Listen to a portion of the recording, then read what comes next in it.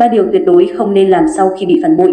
Dù đau khổ đến đâu, người bị phản bội nên tránh đưa ra quyết định quan trọng hay tìm kiếm sự đồng cảm trên mạng xã hội, cũng như hạn chế bôi nhọ đối phương. Bị cắm sừng trong tình yêu có lẽ là một trong những trải nghiệm để lại nhiều đau đớn nhất.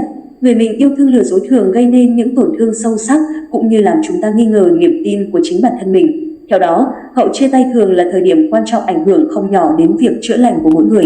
Đây còn là khoảng thời gian chúng ta dễ bộc phát những hành động thiếu suy nghĩ và để lại những hậu quả khó lường.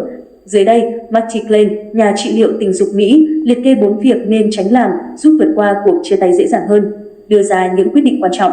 Sau khi phát hiện bị lừa dối, phản ứng thông thường của nhiều người là ra những quyết định xử lý nhanh chóng. Tuy nhiên, theo Marty từng chia sẻ qua Psychology Today, đây không phải là phương án hiệu quả. Không ai nên đưa ra một quyết định quan trọng khi họ đang phải trải qua những cảm giác tiêu cực. Dù vậy, mỗi ngày, những người đau khổ vì bị phản bội đều cố gắng hạ những quyết định quan trọng. Họ biết họ muốn ly hôn, họ phải trải lòng với con cái, họ buộc phải liên lạc với người thứ ba, Marty chia sẻ. Tìm đến mạng xã hội. Hiện nay, mọi người thường đổ xô lên mạng khi gặp khó khăn để tìm những người có thể đồng cảm với mình. Tuy nhiên, nhiều câu chuyện trên mạng đều đến từ những người chọn trả thù hơn là chữa lành tình cảm sau chia tay.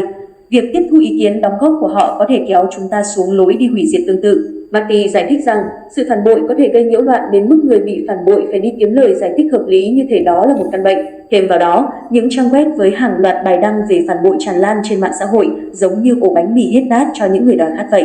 Chúng không thực sự hữu hiệu, nhưng họ cho rằng có còn hơn không. Theo đó, mọi người nên tránh tìm và áp dụng những lời khuyên từ trên mạng xã hội, đặc biệt là từ những người cũng đang vật lộn với nỗi đau tình yêu. Nguyên nhân là cảm xúc của chúng ta có thể dễ dàng bị ảnh hưởng tiêu cực, ép cùng đối phương.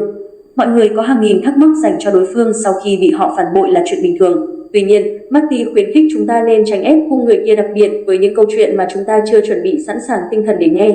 Marty giải thích rằng người bị lừa dối có thể cần biết một số điều từ đối phương để có thể bắt đầu đánh giá mối quan hệ và cân nhắc lại nhu cầu của mình.